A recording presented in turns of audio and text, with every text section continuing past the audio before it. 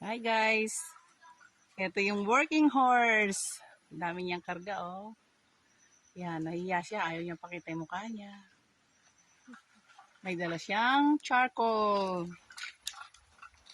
Yan siya.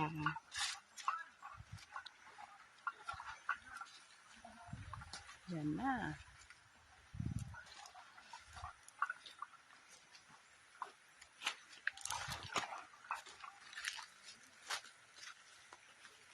Horsey! Horsey! Yan siya oh. May karga siyang 4 na sakong uling. Ito ang ginagamit nilang transportation palabas ng bundok, papunta sa barangay. Yan, siya ang nagkakarga ng uling. 4 na sakong uling. Bait na kabayan ko. Ito ang owner. Ayan, nagtatago.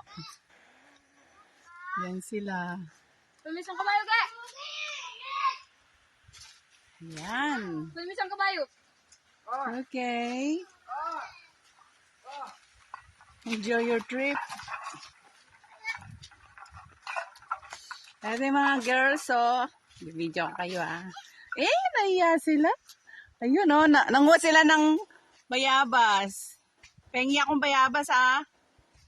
Nahiya pa daw siya. Nahiya siya. Yan.